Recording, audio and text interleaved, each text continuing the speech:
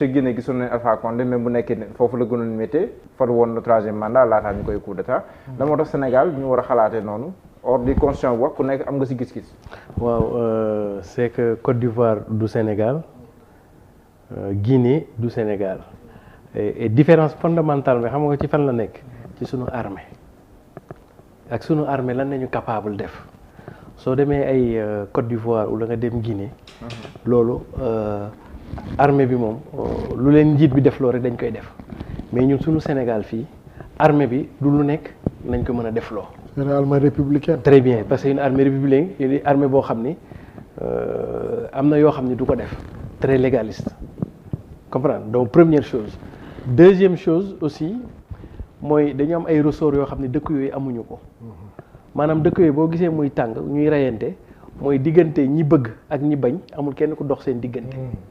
or que ñun suñu dëkk yi diggante ñi bëgg ak ñi bañ am na ñu dox seen diggante ba nga xam ni danañ leen ci sóoraale boo demee Côte d'Ivoire amuñu chef les forces vives qu'on appelle les forces traditionnelles ou religieuses amuñu ci wàllu diine ji waruñu ci am wàllu traditionnel bi benn force boo xam ni bu ñu jógee dañ leen wax ni toog leen ñu toog ñu déggoo ñoom bu dee Burkina amoon nañ ko Moronaba loolu leen sauvé bu dee Guinée amuñu ko donc ñun nag am nañ ko moom mooy sunu këru diine yi donc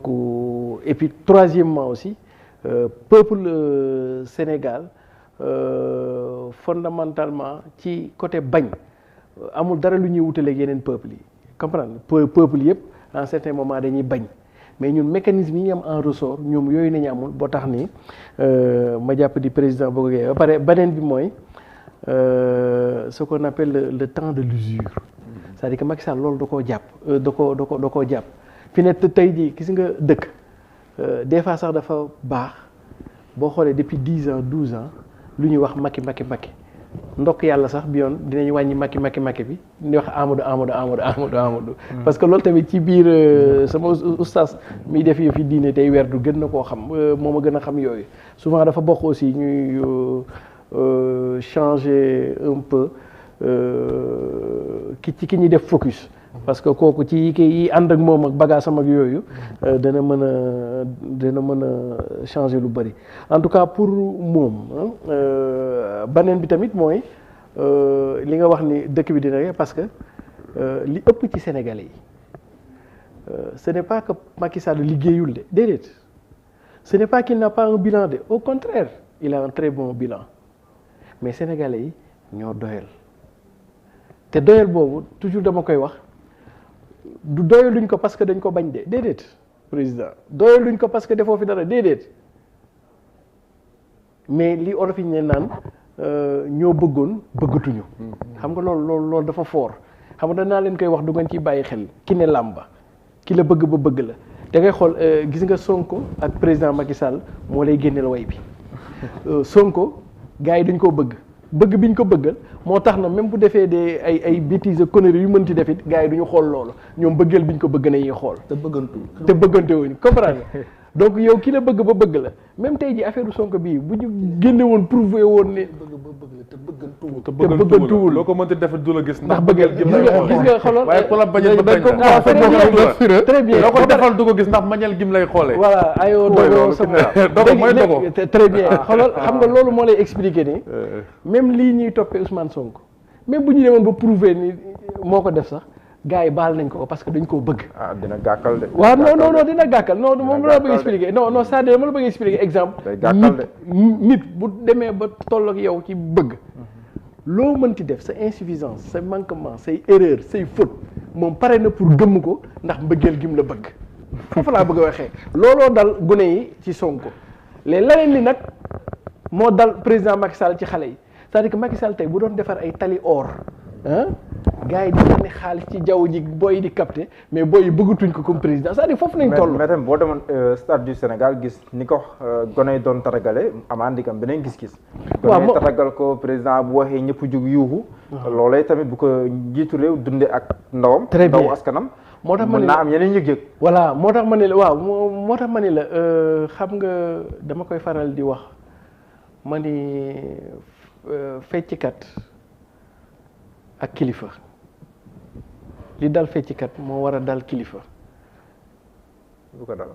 waaw feccikat dégg galañ da koy war dégg galañ pas Assane ngi très bien dégg galañ mi ngi ne mel ni Doudou Ndiaye Coumba Rose ak Ndey Soxna lu Doudou Ndiaye mës a tëgg walaay ah Ndey Soxna dégg na ko Ndey Soxna fecc na ko non Ndey Xadi Ñang fecc na ko lu Ndey Xadi Ñang mës a fecc lu ne Doudou Ndiaye tëgg na ko moo ko noon fecckat day déggub galañ mais kilifa day déggub daaj président Macky déggub daaj nag du weesuwul lenn lu dul nga xam yow li Birago Diop doon wax souffle écoute plus souvent les choses que les êtres. La voix du feu s'entend. Très bien c'est-à-dire que yow ngay mën a dégg li Youssou Ndour naan lu lees waxul dégg-dégg dafa war a sori maanaam ngay li tubaab bi naan le pouls de ton peuple nga mën ko tâter ba sentir xam ne li ñu bëgg parce qu'on peut pas gouverner les gens contre leur volonté kon donc président Macky Sall foofu la toll ak askan bi et puis il aura été et l'histoire le retiendra comme le président de tous les recours sur le plan des réalisations physiques mais sénégalais yi li ma lay expliquer li baax ci ñoom dëgg de su ko togg ci cin. D'accord comprendre kon donc foofu mooy kaaw kii bi mais dama bëggoon na ñëw tuuti ba ma ko mayee ci kaaw Amadou Ba c'est-à-dire que les défis qui l'interpellent xam nga ci tey jii Amadou Ba il doit faire dans ce qu'on appelle de la gestion aujourd'hui il doit être ce qu'on appelle un gestionnaire en management xam nga moom 1 an et demi moo ko fi dese donc année bii moom daanaka jeex na kon donc moom benn loi des finances la nar a exécuter mënu fi indi lu bees léegi lan la fi mën def mooy li fi am kës néew nan la koy gérer nan la koy gérer moo tax mu ñu ni il est attendu de lui d'être un premier ministre plutôt gestionnaire qu'un premier ministre donc politique gestionnaire en quoi faisant en faisant dans ce qu'on appelle de l'optimisation les ressources qui sont là comment optimiser à travers 2 leviers efficacité et efficience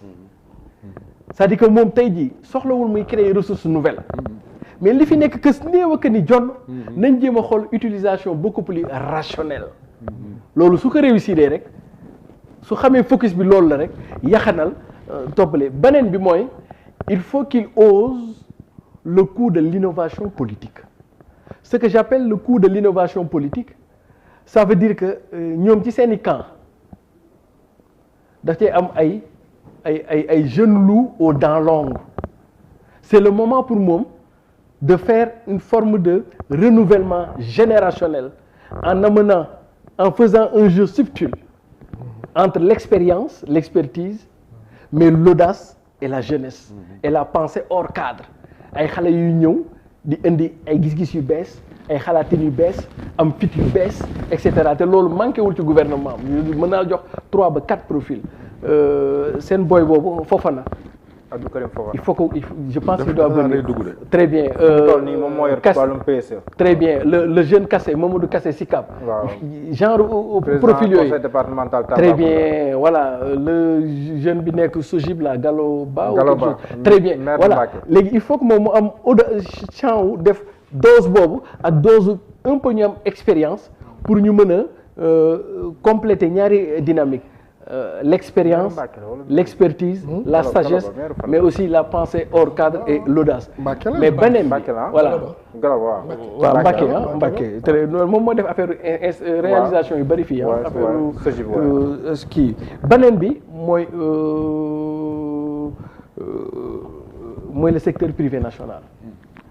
Et ça c'est vraiment une recommandation forte pour Amadou Ba bu fekkee mi ngi ñuy dégg. L'une des manières pour permettre à notre secteur privé national de reprendre les choses en main, ce n'est pas de travailler avec le patronat, mais c'est de travailler avec les chambres de commerce. En tout cas, Amadou Ba, di nga def révolution, di nga gën a tas xéwal gi su fekkee yow ci sa approche gouvernementale jiitaloo patronat yi mais chambre de commerce et d'industrie yi nekk ci 14 régions Sénégal ñoom ngay dem attaquer pour ñuy nekk say interlocuteurs pour su fekkee bëgg nga ñu relancer suñu secteur privé national. Mais pas avec le patronat. Président Macky Sall ñoom lañ liggéeyal. kon donc je pense que s'il fait de l'innovation politique. en faisant un mix entre s'il fait aussi de ce qu'on appelle un gestionnaire yaxanal jéem a optimiser les dépenses et je pense que mën na cee génn largement pour 17 mois il peut s'en sortir. D'accord. Étant entendu que nag nawetu déwén nooru tey jii nañ koy préparer. nawetu déwén nooru tey jii nañ koy préparer je veux faire bu ñu génnee ci lépp luy jëm ci affaire drainage affaire et cetera léegi nii la koy jéem a samp parce que ñaar ba ñetti affaire ci la ñuy mesurer gouvernement dans les imaginaires symboliques mooy nawet ubbiteb école màggal ak gàmmu. loolu daal si allié laa bëggoon wax tuuti. ndax jàppoo ne ak position parti socialiste muy position bu xaw a fu mu doon mel ni ñu nekk si guddi bu ay gët setagul. ñu dégg tam ku mel ni Youssou Ndour mu yëg ay kàddu.